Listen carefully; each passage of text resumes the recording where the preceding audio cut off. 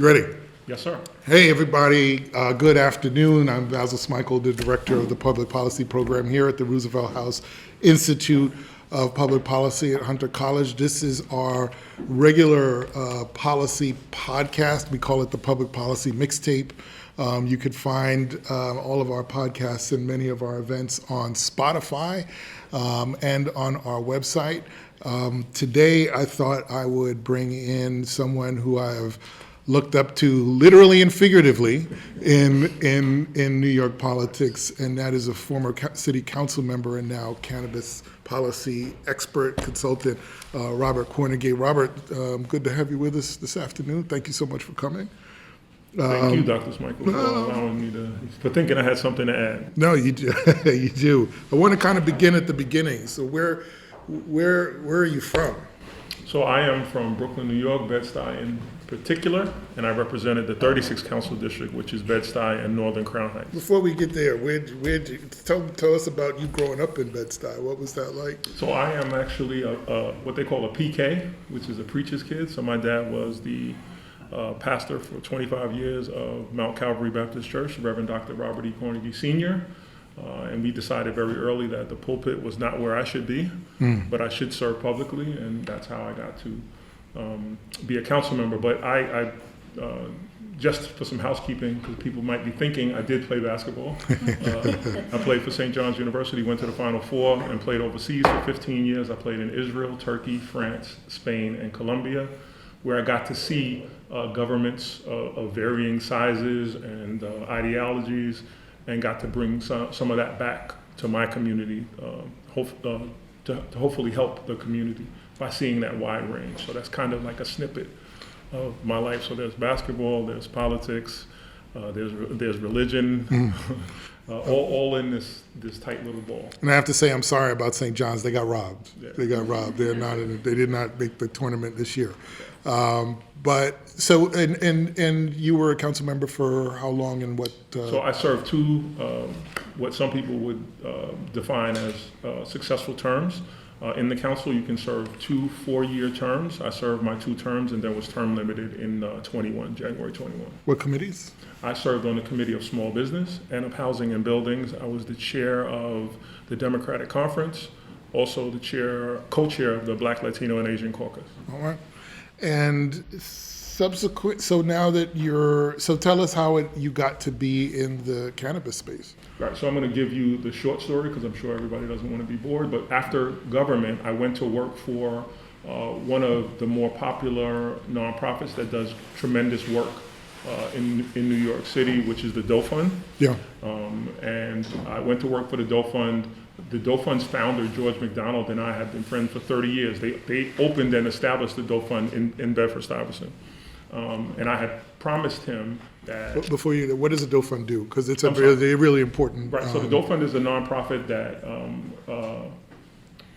reinstitutes members of the community who have criminal justice backgrounds who are coming home from incarceration and homelessness, and finds them jobs. You may see them in the street. They got the blue, we call our Doe Fund Blue, on generally cleaning the streets, and that's one of the services that they provide, and find ways. We house them, and also, and I'm saying I'm no longer with the Doe Fund, but I'm with the Doe Fund. Lifelong work. Yeah, I'm with the Doe Fund forever.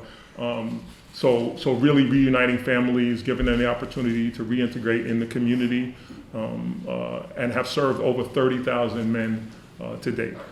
So you got to know George, and yeah, I got to know George. George was a policy advocate, especially on behalf of homelessness. And I promised his wife, George had passed 3 years ago, and I promised his wife that I would see to it that there was a small carve out and caveat for nonprofits that serve disproportionately people who have been disproportionately negatively impacted by the war on drugs, as their population were able to get licenses, and we were the second. The Doe Fund was the second to get a license, a dispensary license. So talk to us about what is the infrastructure of the policy of how one gets a license and so on and so forth. We've heard that there's a state agency. We know that they give out, I guess, licenses and such. But we've also heard a lot of stories about the proliferation of these, quote, illegal spots. So what's the policy and what's the state's role and where are you in this? So the MMRT, which was the state's policy on issuance of recreational marijuana licenses, prioritized a particular demographic. Now, I want to say it's important to note that, number one, it's important to note that the recreational marijuana policy in New York is the most progressive in the state, right? I want to say that. However, being the most progressive left it open to challenges around the constitutionality of the legislation and whether or not it was anti-capitalist. So I'll start with the anti-capitalist portion. Yeah.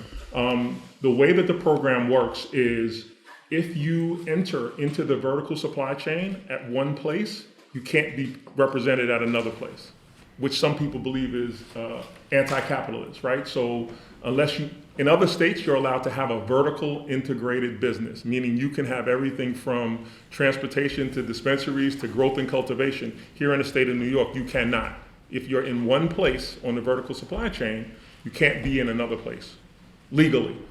In another part of the vertical supply chain. People have said that that's anti-capitalist because it's very hard to manage a business at one juncture in the vertical supply chain. Mm-hmm. Most people find success in being able to be integrated up and down the vertical supply chain. So I do growth and cultivation, and at the end I own a dispensary. So I grow and sell my own product. New York State is one of the only places that doesn't allow you to do that. Mm. So that's a distinction that I see heads nodding or shaking over immediately, because that is a point of contention from some people as being anti-capitalist. The constitutionality challenge is in whether or not you can designate one demographic over another in a new emerging industry. And there was a concentration on people in particular zip codes, people who have been negatively impacted by the war on drugs, basically black and brown people. So some people agree that because this now billion-dollar industry is in New York State, that people who have been negatively impacted by it the most should have the first bite at the apple. There were challenges, and there are still going to be challenges around the constitutionality of promoting one demographic over another, especially in a new emerging industry. And so we've had some stop and starts in the program. We've had some, injunctions and lawsuits based on those things, whether it was the veterans who said they wanted a bite at the apple and why couldn't they be first, and other folks in general. So there have been some challenges to the constitutionality of prioritizing one demographic over another, even when it seems reasonable to do such in this marketplace. And there's a state, so now there's also a state agency that governs, what is it, just a distribution of licenses?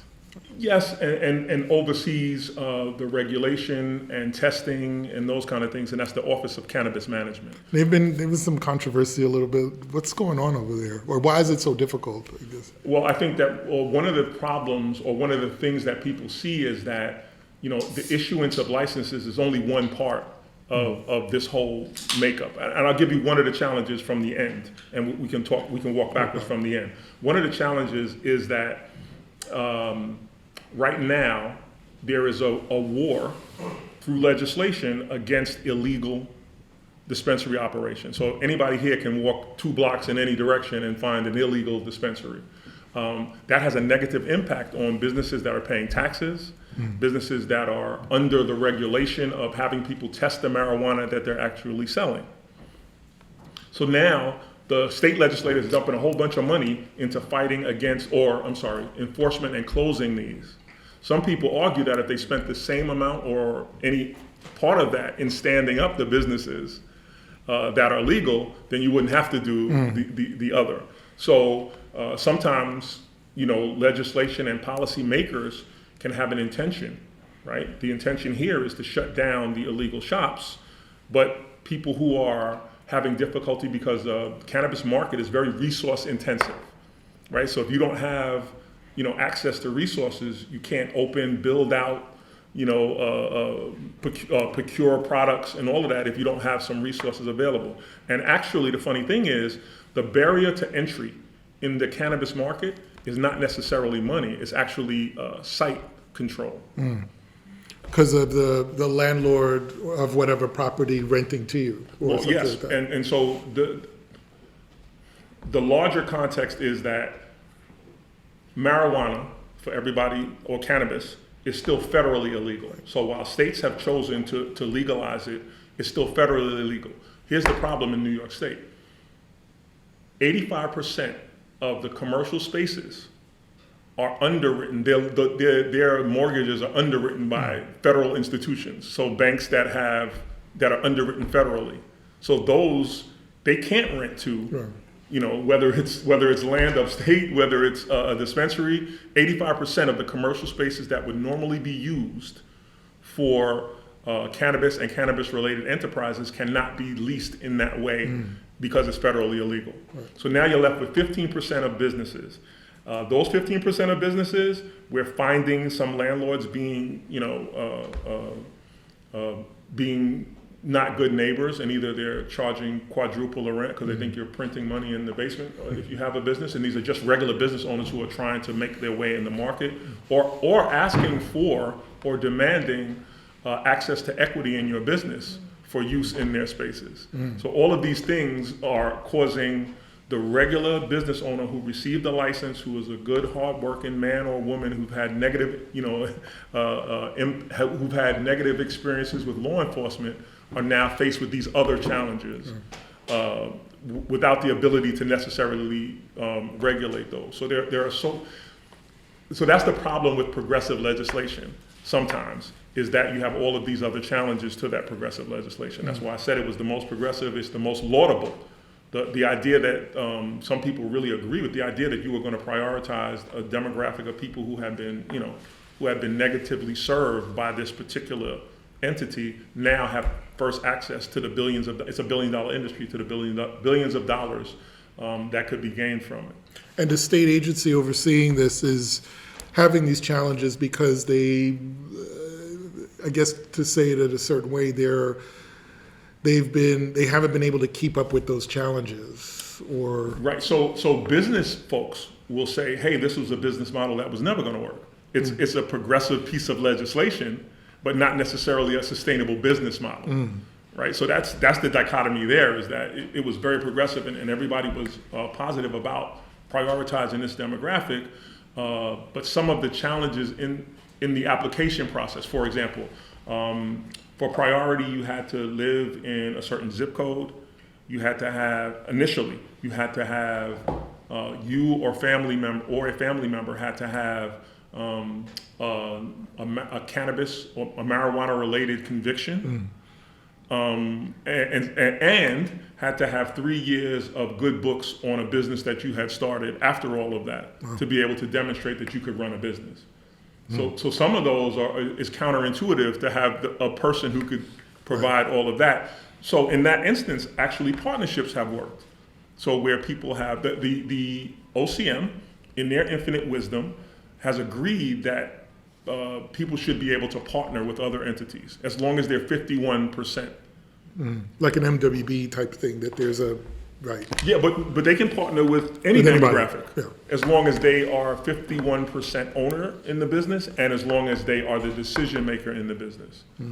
So there are things called MSOs, which are multi-state operators. All of this legislation was designed to prevent multi-state operators from coming into a new market and taking over that market. So again, that was laudable. You see on the horizon in other states that the multi-state operators have experience and have the resources and could come in very quickly and stand up all of these businesses all across the place. So they really tried to put in measures that would prevent that from happening. You and I were on a panel in Albany about a month or so ago. What was it, a month ago? Yeah, and for Caucus Time Weekend. flies. Time flies. About a month ago, and I loved the conversation that we had around this field as an economic generator for folks of color, particularly African Americans. We were in a room talking about African American men at that moment, but could you talk a little bit about the economic implications for being involved in this space? So when the program was first stood up, one of their goals was to be able to build and transfer wealth in minority communities. So the ability to have these dispensaries that were led by people of color across the board. The reality is small businesses anywhere, but particularly in the state of New York, that are run by local folks generally hire locally. So literally being able to change the economy in communities based on sales and based on access to the best resource in the world, as far as I consider it, which is the human resource.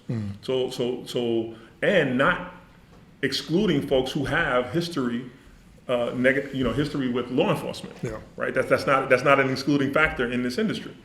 So conceivably, I know for a fact that there are some dispensaries that make $1 million a week. So that's changes someone and people close to them lives almost immediately. It's true. So the ability, so again, the program was laudable. The ability to do that, to go from nothing to something, and a sustainable something, is a great way to change communities almost overnight. I know we'll get to everybody's questions in a second. Would love to hear from you all. My family's Jamaican, so I go to Jamaica a lot. And I thought you were going to say your family's Jamaican, so you have a lot of jobs. I do that too, 10 jobs at least, and it can't be less than 5. My family's from the West Indies too, so I can make that joke just so one of the things that I saw on my trips to Jamaica over the last couple of years is that there are a lot of folks looking from the U.S. wanting to do business there because they have but they do have policies that decriminalize the use to an extent. Probably not doesn't have the same setup that we do. Wait. But I did leave that out, that the lead up to all of this was the decriminalization of marijuana. And some district attorneys in the state of New York opted to be leaders in decriminalizing marijuana. So small amounts of marijuana, which had been the impetus for a particular demographic to find themselves incarcerated, disproportionate to another demographic who had the same amount and who never went to jail. Right. Looking at that first and foremost and decriminalizing it is how we got here Were today. you on the council at the time? I was on the council at the time, absolutely. What was the debate like around that? There wasn't really much of a debate. Yeah. Like it was, small. I don't think, other than some members names I won't mention, there was a general consensus that type of policing and prosecutions were not proportionate. And so it was hard to argue that. So we did get that legislation passed on the city and state level relatively quickly, based on all the data. And so I was in Jamaica and in other places. They're starting to do similar decriminalization. And when I would go down there on multiple trips, I'd see a lot of folks that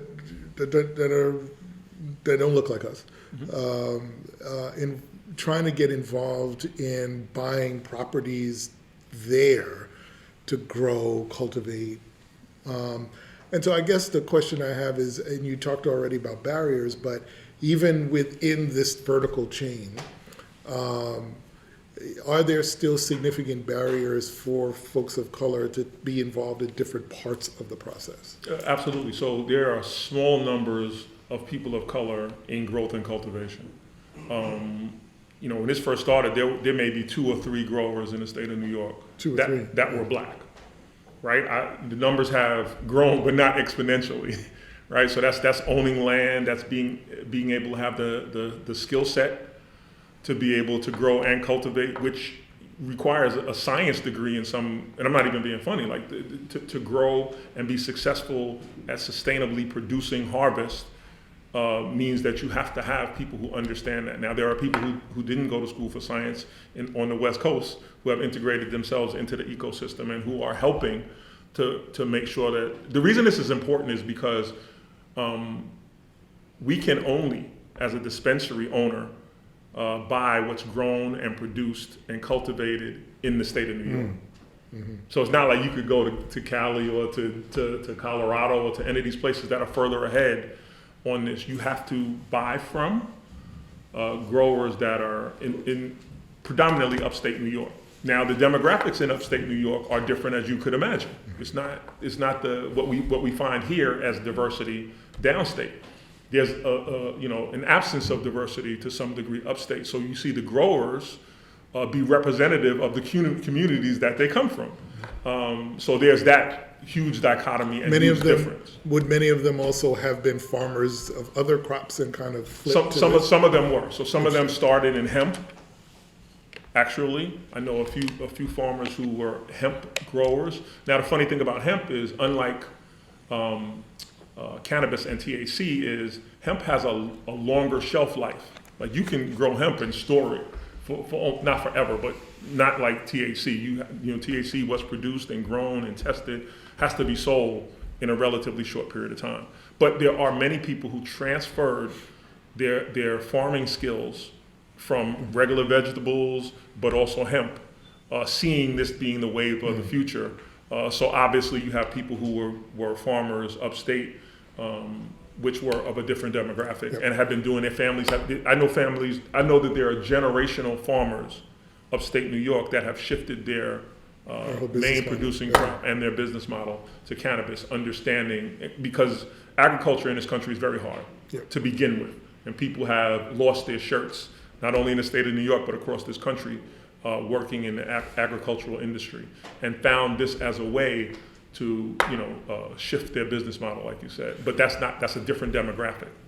So we see a lot of the folk of our representation really at the retail sale part. Yeah, which caused me a lot of pause, because I understand that building wealth from a retail perspective is very difficult. So I don't care if it's widgets or cannabis. It's hard to open a store and sell anything and actually create wealth from that.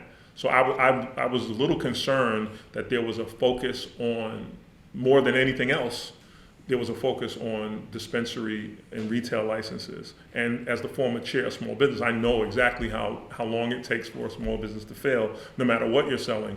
And in a volatile market like we're in, and with the opposition of having, we call it the gray market, or actually, we've been even kinder to say people who are non-compliant in the industry has, caused a great concern. The travel agency, which I'm a part of, within a 1 mile radius probably has 30 illegal shops that operate. So it's amazing that you could even do business with the regulation that you're forced under, with the taxation, with with everything, to be next door or down the street from someone who's unregulated. And it's funny because one of the stores that when we stood it up, we went before the community board, and the community board said, we don't really like you, so we don't like this product, we don't know this product, we think it'll be negative in our communities, we want you to close at 10. And the illegal shops were operating 24 hours a day. So it's hard to be profitable. It's hard to tell someone who's following all the rules to continue to follow all the rules with lack of enforcement. But just the enforcement piece, I want to be clear, it's not people in the legislature, state and in the Assembly and the Senate not understanding the need for enforcement, but they don't want to recriminalize people.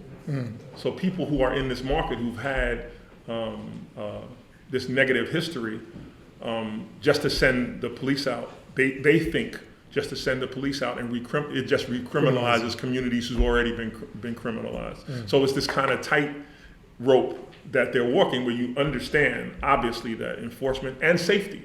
So one of the big campaigns that the state is going to be rolling out is around safety, meaning if you go to a legal shop, you know that from seed to sale, they track that cannabis and it's tested.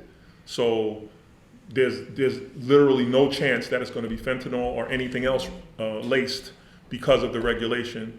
Whereas you can go to a non-compliant cannabis store, you have no idea. You have no idea what you're getting. Right. So really, the enforcement piece now is an education piece for people to understand that, you may get that at a discounted cost, but what's the cost to yourself and your family? I unfortunately have had family members who have had fentanyl-laced episodes and were never the same. So not to scare anybody, but you save a buck, but you have no idea what it is you're getting. Before I go to last question, before I go to questions, so tell us, we did a lot of zooming out. Zoom in on your role. So what do you specifically do in the space? So I have a very unique role, right? So I have been responsible for, from Schenectady to Long Island, helping orchestrate partnerships for what we call card holders. Those are the licensees that fell under the program, partnering them with people that have resources, with good community folks, because a lot of the people that have licenses, unfortunately, will never be able to stand up those businesses because either they don't have the resources monetarily or they don't have access to the spaces. But finding people who have spaces, who maybe own their spaces, who are not predatory, and partnering them with folks has been, something that I've done. And then continuing to work with my former colleagues on the state level, at least, to make sure that we can pivot and shift quickly as the market changes, because that's going to be key here. Right. One of the things that's important to note, though, is that if you received a license, right, you won the lottery per se, and you actually got a license, you have 1 year to actualize that license. Oh, wow. And then it's lost. And then it's null and void. So if you get a license and you're waiting, you're sitting around, you're trying to figure it out. How are you? I'm sorry. Thank you for seeing you. My favorite senator in the world, I'm sorry. How you doing? I didn't know you were going to be here. Good to see you. Okay, I'm gonna learn about cannabis. Mind if I join you? No, please. For those that just joined us, Councilmember Carolyn Maloney has joined, and thank you so much for coming. There's help and support. Good to see you. We did a great piece of legislation together, but we can talk about that another time. Is there a cap on the number of licenses? Yes, so they're saying that 1,500 will ultimately be the number, but there are thousands of people in the queue who have applied. So I probably get 10 calls a day trying to figure out where they are on the list. I got somebody who called me and they were like, I am number 2,800. What's the likelihood of me getting a license? And I'm like, I don't even want to think about what the likelihood of you getting a license. So a lot of people so they had 2 rounds that were recent, November and December. A lot of people applied in November and December, and they're rolling out the license issuance periodically. So not all at one. A couple of hundred here, a couple of hundred there, and some of those licenses are growth and cultivation. Some of those licenses are the retail licenses. Again, that vertical supply chain includes growth and cultivation, transportation, security. So there are many ways that are plant touching. Just so anybody in the room who's thinking about entering into this industry, there are, and who may have restrictions, whether they're religious or moral or whatever, there's a lot of entry into the market that's not plant touching. That's important to know. And just quickly, do you have to have, if you're applying, do you have to have a certain amount of money in the bank? No. So when the program initially was introduced, it was supposed to come with a $200 million budget for access for people who didn't have resources, and also they were supposed to provide spaces up and down the state. Unfortunately, neither one of those things have come to fruition. So people are finding themselves, in a really bad spot. They were supposed to, if you got your license, you were supposed to have access to be able to build out and to have, and some procurement based on access to this $200 million fund. And that fund hasn't come to fruition just yet. I know there are people who are interested in standing up that fund. It's very hard because you can't be any place else in the industry and expect to put money into a fund, right? So it's difficult. And the only people who understand the industry and who would invest in it are people who understand the industry and who would invest in it. So it's really hard to be able to do that. So there's some private money that's out there. I encourage people, to look very closely at that, even though the state did a great job in protecting you from predatory behaviors based on the 5149 model and based on the ability to be the decision maker. So not just 5149 and then you walk away, you help make the decisions. And if you're not making that, they will look closely at your structure. And the structures, people have fallen out of compliance based on the structure that they set up. Everybody thinks they're smarter, obviously, than the government, and sometimes people try to create these structures that fall outside of what OCM says. I do appreciate the fact that OCM did a fairly decent job, good job, of protecting people who want to get into the marketplace and may not have resources. They just haven't provided the resources that were supposed to go along with it. Congresswoman has a question. Now, what is your position now with this? Are you? I am in the free market, but helping You're free folks. market. Yeah. Okay. I live in a neighborhood where there are lots of cannabis shops, but they're illegal. Yes.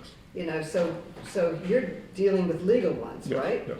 So, I mean, I've got one street that every single store seems to be a cannabis shop, and most of them are illegal. So can you comment on that? Yes. Because it seems like the illegals can just open up and they're there competing. There are a couple around the block, actually, on Lexington. Yep. Yeah. So one of the reasons, so there are there's many efforts now, and actually the governor has allowed, or is in the process of allowing, the city to be able to do enforcement. Right, so at one point it was like, well, who's going to do the enforcement? Is the sheriff's department? Is it the Department of Health? There's no enforcement as far as I see. Well, you're right about that. And when I challenged or have challenged the state on its enforcement policy, they let me understand that some people are squeamish about potentially recriminalizing people.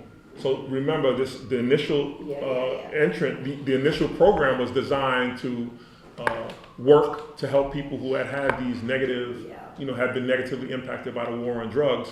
And the pushback from the state on the initial enforcement was, hey, these are the same people, we don't want to recriminalize those people. Now, I will say that in my humble, modest opinion, there are three types of operators in the market.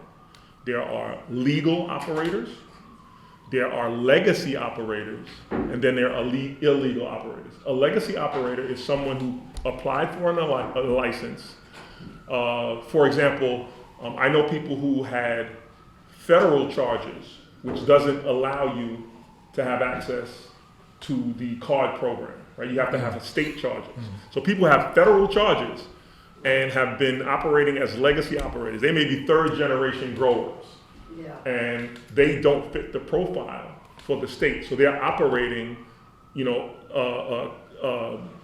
if they had a state charge, they would be eligible for the program, and now they're not. And then there are people who are in the bodega selling cannabis, right? Who aren't even cannabis operators. They're getting it from somewhere else, in addition to, your Four Loko. Listen, they just open up a shop. They don't bother going to the station. Right. It is totally illegal. Right. And I've heard people who get the legal license, they feel like they're at a disadvantage. There's a campaign They're petition. playing by the rules, paying fees, doing this, paying Absolutely. taxes.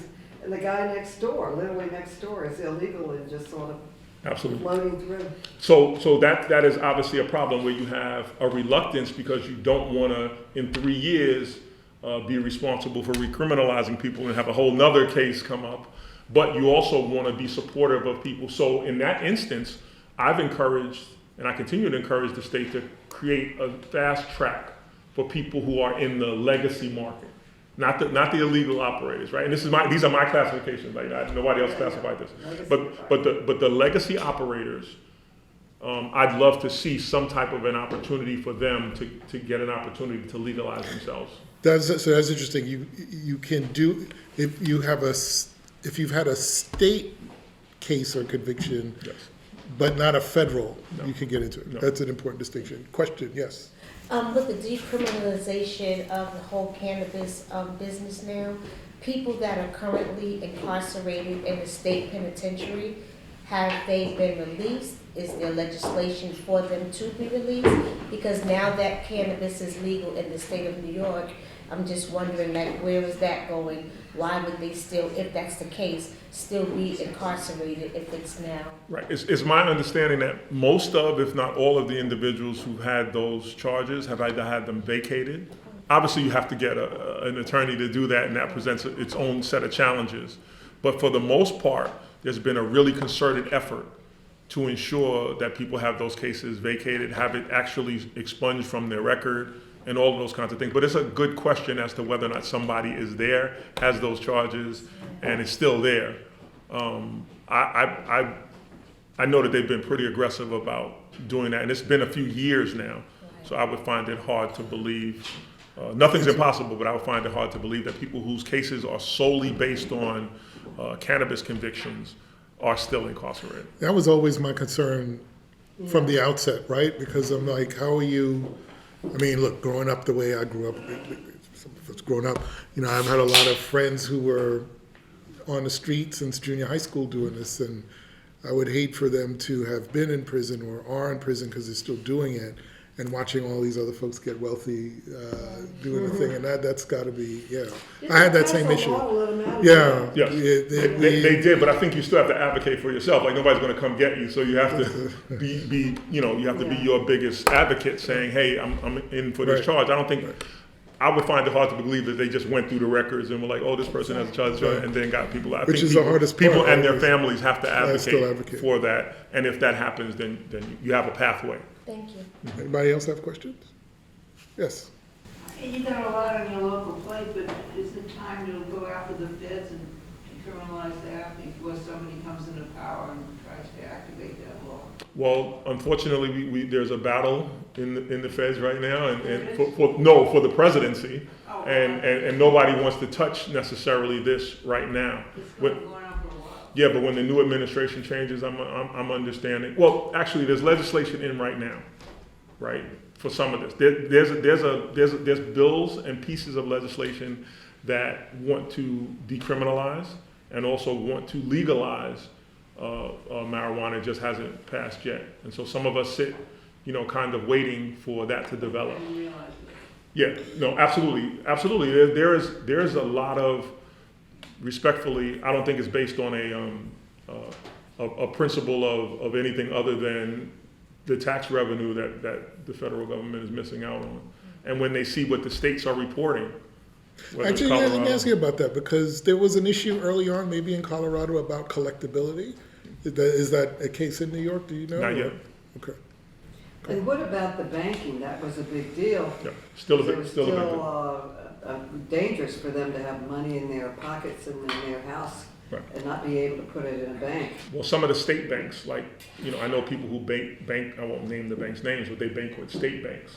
State banks. Yeah, which allows them to do that. And actually, it's funny that you asked that. There are, I know of some black and brown vault companies that do pickup Interesting. of business. So another industry has also been created around safety and security. I know people who pick up cash twice a day. Because this is a cash economy. It's got cash. Well, thing. we've just found a way to use credit and debit cards, but there was a time that you couldn't use credit and debit cards. There's a legal workaround for being able to access credit cards and debit cards in dispensaries at least. So it's not so much just a cash business. Has it been a success in New York City and state? I'm going to say from a business perspective, no, it hasn't been successful because out of the thousands of licenses, maybe we're at 30 businesses that are open legally up and down the state.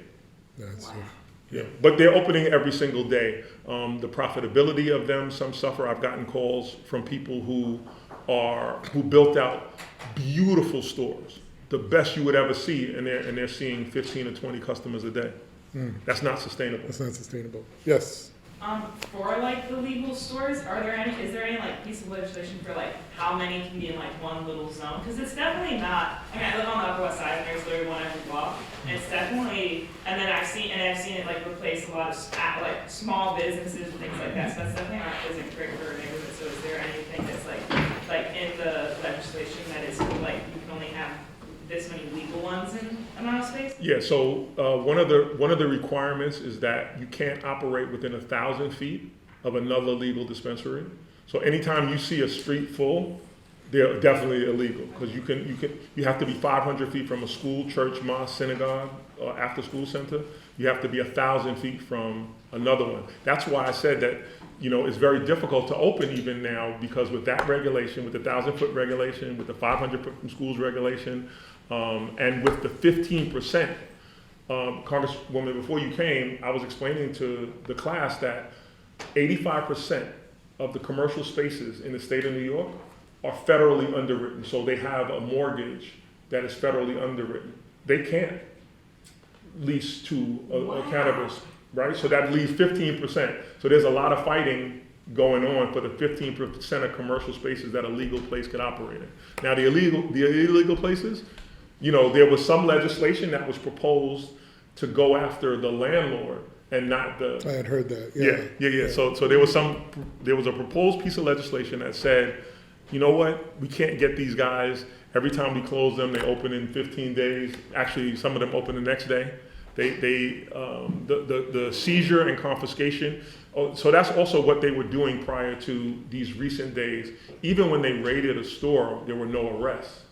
They just confiscated and put a sticker on the door, and they just got more product and opened the next day. And because there's so few actual inspectors, right? Because that's a whole department. Who's going to pay for that? Like there's a lot of money. There's a huge cost associated with that.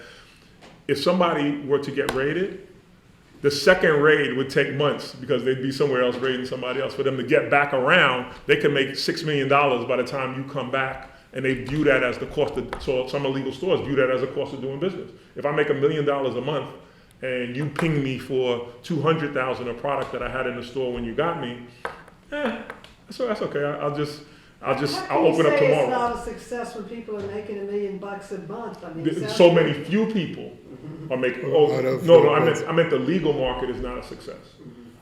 Cannabis in and of itself, because it's a billion-dollar industry, is certainly a success. People are, making millions of dollars, but the impact on the legal stores is so bad that it makes it not a great opportunity at this time, because I told the stores that I'm associated with, within a certain radius, there's 30 or 40 illegal stores.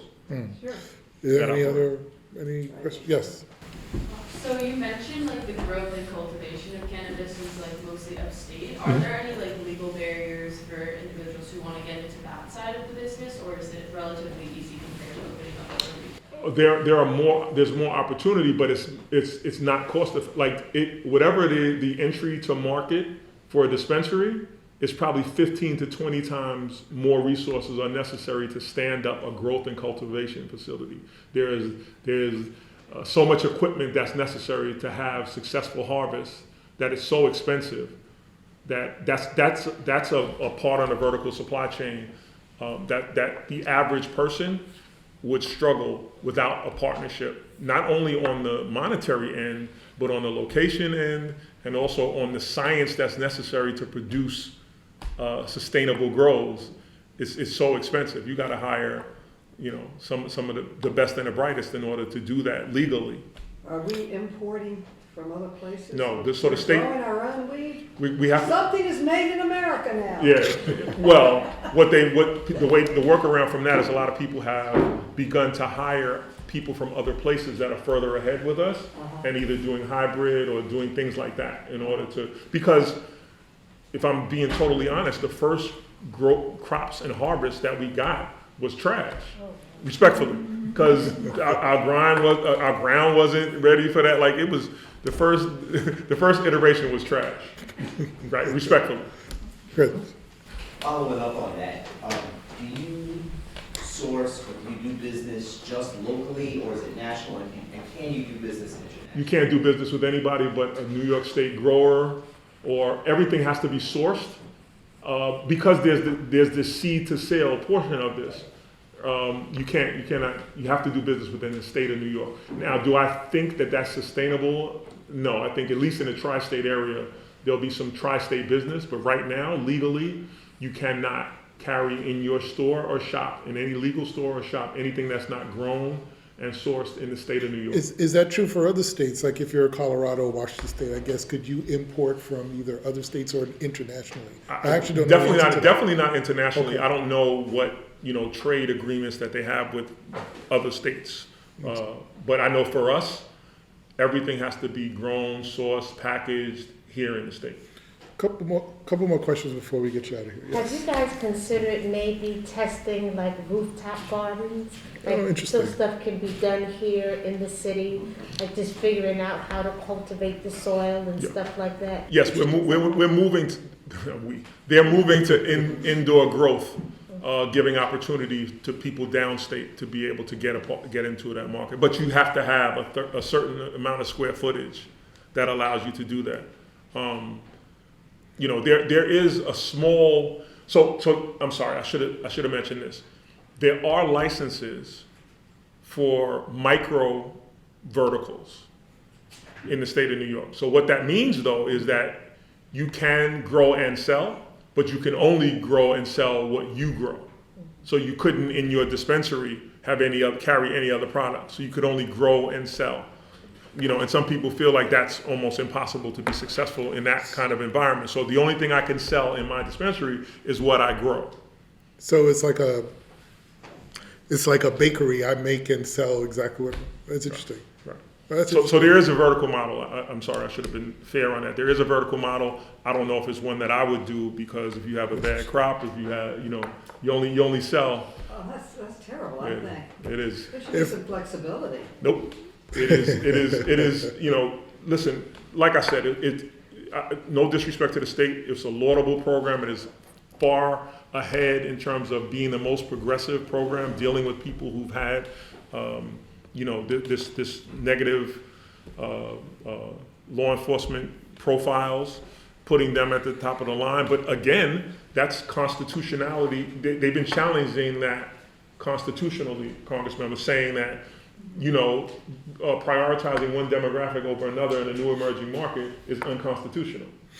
So and the program has had stops and starts, meaning the program's going along, I won't say smoothly, but going along, and then there's an injunction because someone says, hey, why weren't we included in that demographic? Most recently, it was the veterans. The veterans, they said they tried to wait patiently for their opportunity to have a bite at the apple, and they kept rolling out more licenses that were representative of this demographic that they wanted, and they sued.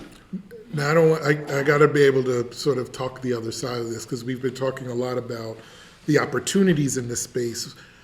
Could you talk a little bit about if you've encountered the resistance because historically people have been, families or individuals have been damaged and troubled by this trade.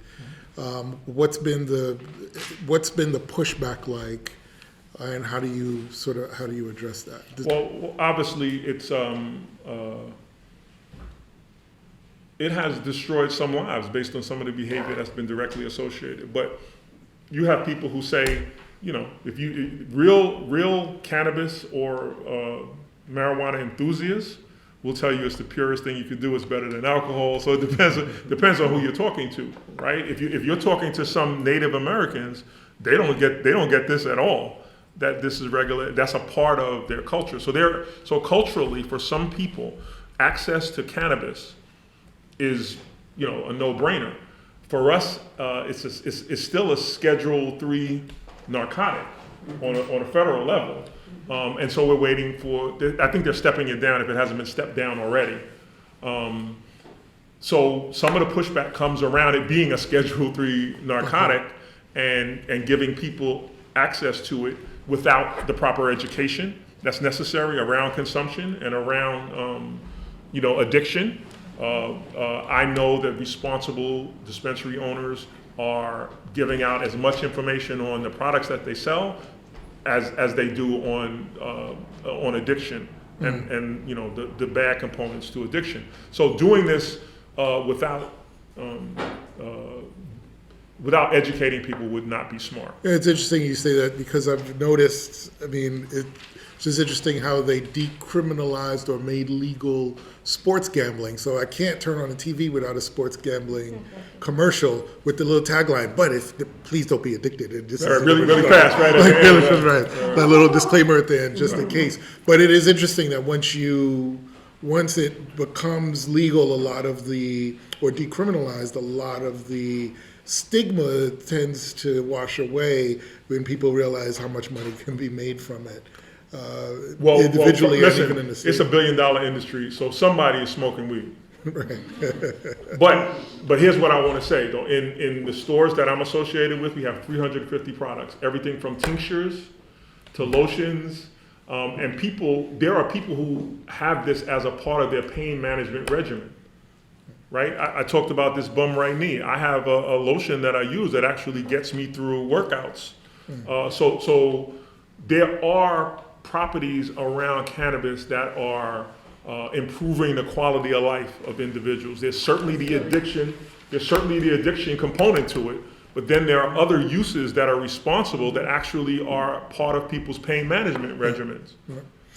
Does anybody have any other? Yeah, we had a question from upstate. Yeah, I have a quick question. I hear a lot of, complaints about the illicit shops and how it affects, a lot of the legal shops opening, and wondering, do you guys have a route of how you attacking them? You said, you don't want to recriminalize the people. My thought process is one of, the benefits, like if you say the illicit shops have, the thing that draws people is quality, because it's probably not grown in the state, Sure. and pricing, right? And I think the lack thereof people who cultivate is the reason why the lack thereof production to give the amount of quality of product into the market. And then at the same time, being able to ensure that if you're able to bring quality, you increase production, in turn around, you're able to decrease the pricing, which then if you have the same comparable pricing as an illicit market, most likely people who are going to smoke are rather take some at the same price point that they know is tested. And I think that's where the disconnect is with our people who want to run at shops instead of cultivating, because if you control the cultivation, you control the price point. Without controlling the price point, you have the heading of the farms, and as you said, the majority of the farms are up north. Yeah. So therefore, they're going to determine what that price point is. And as you said, that first batch was shit. Probably first, second. Yeah. So Real therefore, talk. they charge you at a margin that was higher than what the streets was doing. So therefore, even if you do get a chance to have an open shop, you are now being charged at an exponential price point that's putting you in a situation to where you can't even compete equitable in the streets that you're in. That's a fact. So let me just say a quick story, and I'm probably telling on myself. And I said that the longer I stay here, the more more likely it stories was you I was going to say decide. something that cost me. But when we did our opening in Union Square, I had friends and family come out. One of my friends came out. He was like, "Yo, it's a beautiful shop. I love it. I love the vibe. But I just paid $44 for a pre-roll that I could get for $12 in the street, bro." He's like, "Rob, I love you, but I'm probably not going to come back." So I knew right away that we were facing that. The argument is, hey, you're getting quality, seed to sale, blah, blah, blah. For some people, that math ain't mathing. So unfortunately, the markets have a way, no matter whether it's cannabis or anything, of regulating themselves, right? And what's going to happen is this regulation process is unfortunately going to push some people out, even here. Like, so some people can't afford to wait for the market to regulate itself, and they're going to not be able to be sustainable. That's part of what I'm talking about regularly. Like, listen, we have to act, right? We can't wait necessarily. The problem is, anytime government is responsible for an industry, it's going to be volatile. You have to let the market do what it's going to do. So we can't even keep going in and saying we're going to fix it. That's the problem we've been facing. Keep going in saying we're going to, oh shoot, that happened, we got to fix this. And I'll just give you a good example. When there was a huge concentration on the dispensaries, the farmers were complaining. They were like, yo, we can't, you don't even have enough stores open for us to sell Sell to. the product. That's interesting. So what are you guys doing? And what the government said was, oh, my bad. What we'll do is we'll allow you to sell on your farm now. But who's going to go to Chester to buy a pre-roll? Respectfully. Right, but that's when government is kind of moving around and putting their finger in the dike as opposed to having a plan for that. Like, so if the argument is that if business people were at the table, they would have said, hey, if you do that, the negative impact on this portion of the vertical supply chain is going to be X. Yeah. But because the program was based on a philosophical idea of prioritizing a negative demographic over another and not necessarily a business principle, that's how we find ourselves where we are today. So it was great to say, hey, we see something wrong in society as government. We have an opportunity to interject ourselves into it as government to create a pathway for people who have been marginalized. That's a great premise. However, in the business market, that's not how it plays out, unfortunately, and that's not how it has played out. It never plays out that way. Either you have a social construct, which was good when the social construct centered around decriminalization. When you pivoted and moved from that and said, "Hey, now we're gonna enter into the business portion of this." The first idea and iteration of that sounded great, but when you and they're running back and forth. So when you prioritize dispensaries, then there was a negative impact on the farmers. And then when you shifted to farmers, the business owners were going, "Wait a second, then what's the value in my license if they can sell on their farms?" So now you're running around kind of like a cat chasing his tail to some degree, and trying to remedy this when the clock is ticking. So here's how the clock is ticking, just so you know. In 5 years, everybody can sell their licenses, right? And we're coming up on the 3rd year. So in 2 years, people like me will be able to sell their license to the MSOs, the multi-state operators. And the climate that you see around cannabis now, in 3 to 5 years, will look totally different. It could potentially look like Rite Aid. Right, as opposed to the small mom and pops where you know the guy, and I go in and I say, "Hey, remember I need the tincture for my pain management," and they say, "Yeah, you can now." It's going to be. Listen, there's an argument that says that the R.J. Reynolds of the world are poised and ready to take over the industry. No disrespect to R.J. Reynolds, don't come after me, but the large tobacco folks are ready to pivot and shift. They have the farms, they have the growth knowledge. What's stopping them from taking over in the state was the state regulation that didn't allow them to be present. But in 5 years, all bets are off. Wow. So what we're seeing now, which are incredible challenges to small mom and pop businesses, because that's what these are, small mom and pop businesses. The MSOs potentially are just sitting in the wings waiting for the time to be up, and then they'll come in and say, "Hey, that location is amazing. We'd love to be there." Right. So wait. No. If it's good sense on the dollar, then it makes good sense. But it's never good sense on the dollar when people are attempting to buy you out. That negotiation process will find some people just walking away with their shirts. Some people will be sexy enough to make some money, but make no mistake, what the state has done in protecting small businesses is amazing. But then there's the but. They told me don't say but, and there are these other challenges that have to be remedied very quickly because the clock is ticking. And that's what I said earlier, the clock is ticking up and down the vertical supply chain. There are people who do this every day in other states, and they're just waiting for entry into the market. Any other questions? Basil, I just want to thank you. This is the best presentation I've heard on the subject. Thank You you. are really fortunate.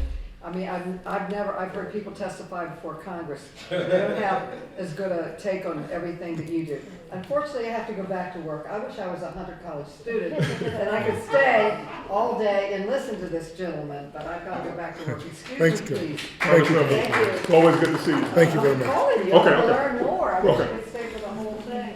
Does anybody? Yeah. Wait. So funny that she said that. The only reason that because I've been on the government side and now I'm on the ownership side. So even when government has said to me, "Well, Rob did it, and they did the dance for me," I was like, "You guys can't do that to me because I've been on both sides of the fence. So you can't really do that." I've been clear in saying I respect the intent of the legislation. It is the most progressive in the state. We should be glad for that. But if we don't pivot and shift right now as we're speaking, there is an opportunity for this to take on a life of its own, and us not. And by us, I mean people in the state of New York not to be able to take advantage to the degree that we should of the vertical supply chain and everything that's offered to us. So, Would you give an extension of the 5 year? can we get an extension? Lobby for that? Well, two things. There's no extension for the 1 year that you have to stand up your business. The 5 year one? Yes, but even the 1 year one. So like I told you before, when I give you your license, you have 1 year to stand up that business or your license has no value. Somebody only because there's been so many injunctions. There was never a full year. There was always a stop and a start. That should be extended. Somebody should ultimately lobby, but I'm telling you that that's going to be a huge fight because these large corporations are poised and ready to get access to the market, and they would pour money in a fight against. I'm not saying it's not worth it. You know, if you value the purity of the legislation as it was set up, yeah, there should be, you know, a reason to extend it. But they built that in from the beginning, and basically the argument would be if you couldn't get what you needed to get in 5 years, how are you going to get it in 6? How are you going to get it in 7? How are you going to get it in 10? I'm not an attorney, nor do I play one on TV, but I wouldn't. That would be an easy one for me. Like, what are you going to do in the next 5 years that you weren't able to do in the first 5? Quick question here. Oh, yeah, I was gonna say, like, for the licensing, how come it took so long? Like, why is it so many, like, regulations in it? And how, could you give the unlicensed shops licenses, like, if they start to comply? And Right, so that's the argument for me, is that the legacy operators, which are, because they should get a fast track to be able to become legal, or some way, even if it's a provisional license that allows you to enter into the marketplace, and then if you behave this particular way, you can stay. That should be the case. So I would argue that all day. is there a way to, like, actually do that? Because you said like, fast tracking it, like, how come it's taking? It's been proposed. If you've ever sat on one of those OCM calls, the language, the colorful language that is used by people who have had applications, it's crazy. Those meetings are crazy because people want to know the answer to that question. Like, what is actually taking so long? No one seems to have a solution. And that's one of the things that OCM is going to have to fix, the onboarding process for people who have applied, who are languishing to some degree. What's the cost for a license? It started out at 1,000, but if you fit a certain criteria, I think they got it down to 500. So actually, the license is not that expensive. Yeah, see, I thought it was like 1,000. No, there was a misconception about this. Some people thought it was hundreds of thousands of dollars to get the license. No, if you're in one of those categories, that makes you a priority. Oh, I didn't talk about the priority categories, except in a zip code or a census tract that was targeted by the NYPD for cannabis. If you have a conviction, if you have site control, so that means that you have, by site control, they mean an already executed lease that gives you priority. Any of those priorities, and then now it's a lottery. So those priorities plus a lottery. So people are obviously, and rightfully so, a little bit angry about, the process. Well, brother, thank you so much for doing this. This was Did really we informative. do an hour that More than an hour. Yeah, we did an hour? yeah, that was it. Well, then More I than have an to hour. say thank you for sitting and listening to me ramble. No, this was great. This was for an really hour. informative. Sorry about St. John's. And for those that... You said it twice, so I don't think he's really sorry. No, I am. I mean, I grew up watching St. John's. Walter Berry and all that, Yeah. come on now. And for those that haven't been upstate and want to get into the farming aspect of it, it's a beautiful state. You should go visit, get involved. Thank you, man. Thank you very much. Thank you, everybody. Thank you, Danny, Monica, Annabella, and Bianca. Thank you, and Maria. Thank you so much.